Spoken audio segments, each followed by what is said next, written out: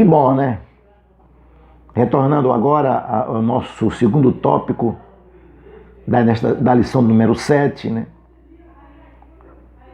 Eu não aconselho você que pode ir para a escola dominical domingo ficar em casa. Não. Mas você que está passando pela quarentena, você que está passando por um problema, até mesmo você que vai domingo, ouça, critique. Eu não vou pedir para você escrever no canal ou dar o seu like, fica no seu coração. Tá? Não sou egoísta não, se os irmãos quiserem fazer isso, eu agradeço. Mas não estou pedindo aqui, tá? Então, pela paz, Cristo fez um novo homem. Veja, pela paz. O que o comentarista ele traz para nós aqui? Ele mostra que, através da morte de Cristo, a expiação,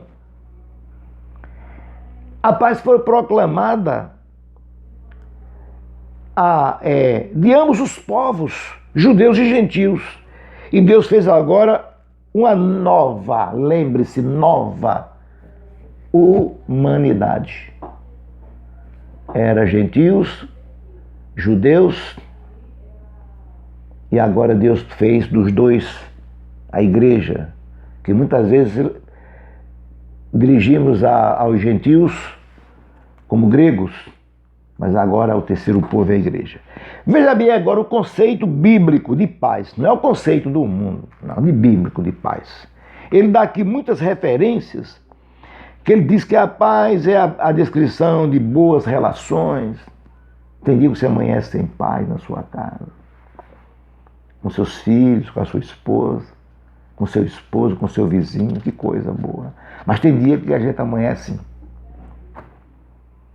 e é preciso que o Espírito Santo venha de novo de uma forma bem exemplar, como Jesus veio e disse no meio dos os discípulos, estava tudo em conflito, ele chegou e disse, Pai seja convosco.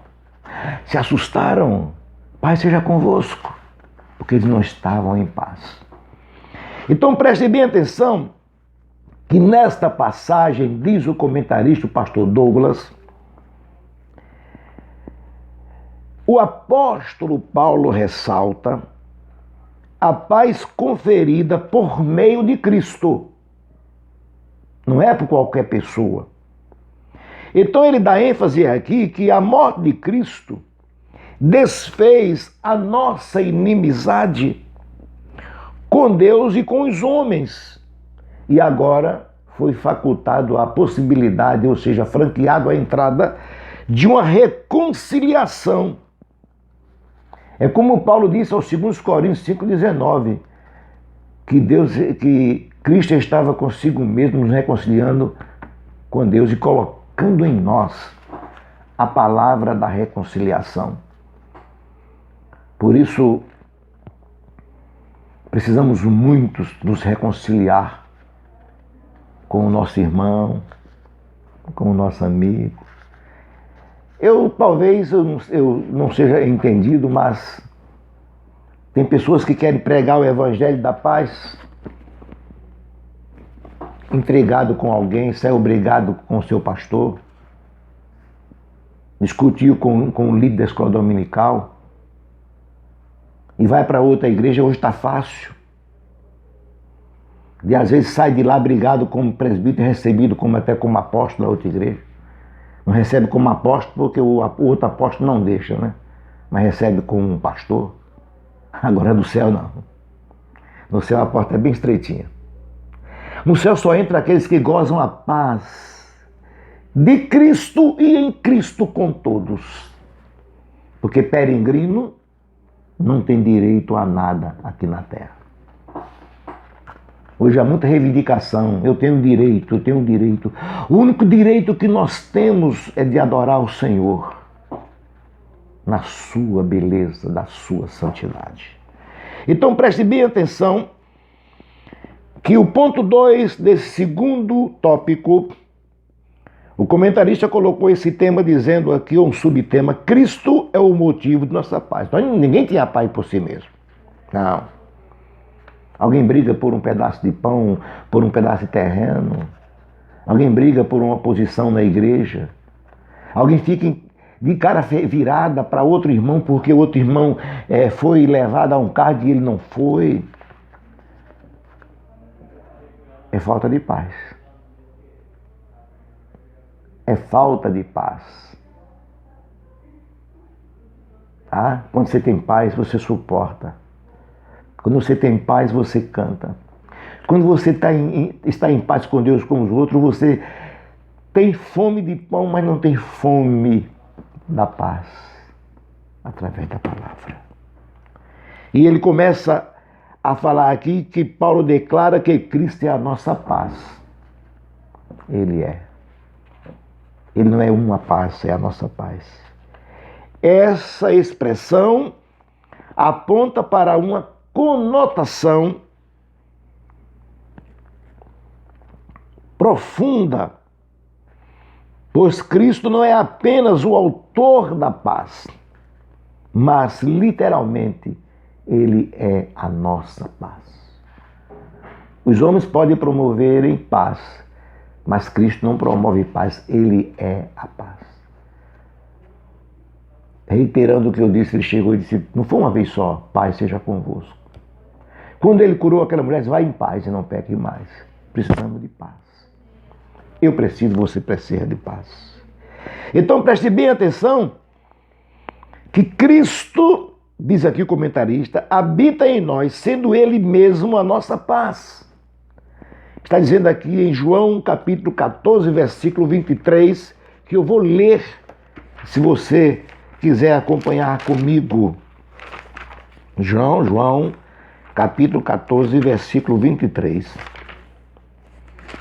Ele fala o seguinte, ele diz assim, Jesus respondeu e disse-lhe, se alguém me ama, guardará a minha palavra, e meu Pai o amará, e viveremos para ele, e faremos nele morada. Quem não me ama e não guarda as minhas palavras, ora, a palavra que eu ouvi não é minha, mas do meu Pai que me enviou. Que humildade! O homem se despiu mesmo de tudo para nos alcançar. Mas ele diz, tenho-vos dito isto estando convosco, mas aquele Consolador, que é o Espírito Santo, que o Pai enviará em meu nome, esse vos ensinará todas as coisas e vos fará lembrar de tudo quanto vos tenho dito. Aí ele fecha. Deixo-vos a paz, a minha paz vos dou. Não vos la dou como o mundo a dá. Não se turbe o vosso coração, nem se atemorize. Há uma diferença muito grande. Então, o apóstolo Paulo ele mostra aqui que Cristo habita em nós, sendo Ele mesmo a nossa paz. Até eu digo hoje no curso teológico, né, da nossa querida ETAD, quando eu estou ministrando alguma aula, de grandes escritores como saudoso pastor Antônio Gilberto, Helena Cabral, pastor Helena Cabral, o Terry de Johnson e muitos outros, né? Que eu estou dando, eu digo, gente, eu já tive privilégio de me sentar nos bancos de uma igreja, numa banca de carteira escolar para ter aula desses homens presencial. Que privilégio! De ter privilégio de, ainda na pré-adolescente, adolescente, ter o prazer de ouvir o saudoso pastor Orlando Boyer, o saudoso João de Oliveira, Isaac Rodrigues Martins, o Leiva Macalão e a nossa irmã Zélia, pessoas que marcaram a minha vida, marcou. Eu aprendi muito com aqueles homens e mulheres, pela sua vida de humildade, de transmitir paz em um mundo em guerra. E isso que nós precisamos. Se você, meu irmão e minha irmã, está tendo conflito no seu lar, na sua família, na sua igreja, seja um propagador da paz, porque Jesus disse, bem-aventurados são os pacificadores, porque eles verão o Senhor. alcançar alguém que está afastado pela paz. E rejeite os promotores de guerras. E ele continua, o comentarista, dizendo: desse modo, essa paz repousa na igreja. A igreja aqui é no contexto aqui, é a igreja local, tá? Não é a igreja você, a igreja. Na igreja, entre os crentes e Deus, e entre judeus e gentios, agora o único povo em Cristo Jesus. Então não existe mais judeus separados, gentios, não, é um povo só. Tem muitos judeus que querem ficar presos debaixo da maldição da lei, porque a lei que veio para condenar, para mostrar o pecado. Não é esse o assunto, mas abrindo parênteses. E tem muitos irmãos que eram gentios, estão na igreja e quer ser judeu. Eu tenho que procurar a minha genealogia, meu irmão. Um irmão perguntou para mim: pastor, o senhor já procurou saber se o senhor tem algum parentesco com os judeus? Eu disse: olha, a família que prevalece aqui não é a biológica, mas é espiritual, que quando Jesus estava com lá pregando para os seus irmãos e bateram na porta, assim: vem cá. Aí está fora tua mãe e teus irmãos. Jesus, como Deus, ele disse: quem é minha mãe e meus irmãos? Eles quase são vocês, são aqueles que fazem a vontade de meu Pai. Tá, meu irmão? Não sou contra se você quer procurar questões, ou por questão social, tudo bem, mas para salvação, não. Judeus, eles tiveram que, para eles ter essa salvação, Cristo morreu para quebrar a separação e dizer que agora não existe mais. Porque o véu do templo, essa barreira, estava na divisa, nem era do lado judeu, nem era do lado gentil. E Deus demoliu e fez uma massa homogênea. Aquilo que era heterogêneo homogeneizou. A homogeneização divina, que o resultado chama-se igreja. É isso que o comentarista trouxe para nós nesta grande revista. E ele diz, no ponto 3, a humanidade formada pela paz. Por que existe hoje tantas diferenças em um grupinho? Tão pouca gente. Ele disse: Cristo uniu os povos que outrora hostilizavam para criar em si mesmo dos dois um novo homem, fazendo a paz. Os judeus condenavam os gentios, mas eles não foram separados para isso. E os gentios condenavam os judeus porque ele também não tinha esse direito. Eles guerreavam entre si. E Cristo veio, como que diz assim, é aquele pão que no Antigo Testamento o sacerdote movia diante de Deus, que eram os grãos separados, era gentios e judeus. Depois ele levava o pão, é a massa homogênea, tipificando a obra dessa reconciliação, dessa homogeneização espiritual divina, dando fruto ao terceiro povo chamado igreja. E o comentarista conclui: esta unidade não foi o resultado de algum acordo firmado entre homens. Quantos acordos? O camarada está lá e às vezes é separado para o ministério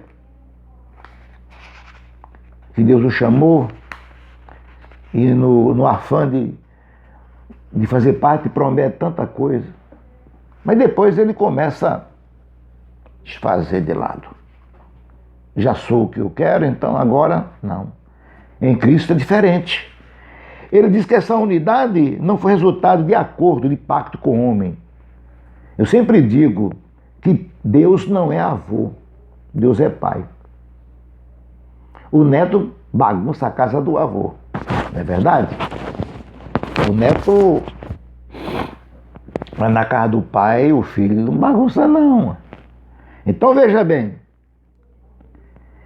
diz aqui que essa unidade, ele fala agora de unidade, não é de apenas juntamento, é unidade. Às vezes você está sentado ao lado de um irmão e não vai para o céu. Eu não concordo.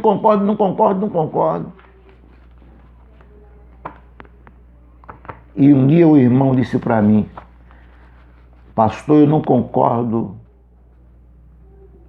com aquilo que o senhor fez. O que foi, meu filho? Indicar alguém para o ministério. Eu achava que era fulano. Eu disse, sabe qual é o seu problema? Eu tenho esse defeito. Ele disse, não, eu digo, é porque você só acha aquilo que você não precisa achar. Mas aquilo que você precisa achar, você não acha. Isso que eu disse, busque o batismo com o Espírito Santo, que você vai ver as coisas de Deus pela ótica divina e não pela humana, não pela filosofia, não pelo vamos dizer assim, pelo secularismo, não. A faculdade te dá conhecimento, como me deu um pouquinho, mas a inspiração é do alto, é dos céus, tá? Então diz aqui que ela foi realizada em si mesma, ou seja, o único modo possível era em Cristo e por meio dele. Hoje eu posso dizer, irmãos, pinta essa casa. E alguém pintar. Mas se eu disser, essa casa precisa ser pintada e eu pintar. E Cristo olhou, precisava que os homens precisavam de paz. E ele morreu para trazer paz para nós. É nele e por ele. Por isso Paulo disse que tudo por ele, é tudo para ele, tudo é por ele. E até um hino que fala sobre isso. Nada para nós, tudo é para ele. Com muita razão, João Batista disse necessário que ele cresça e eu diminua.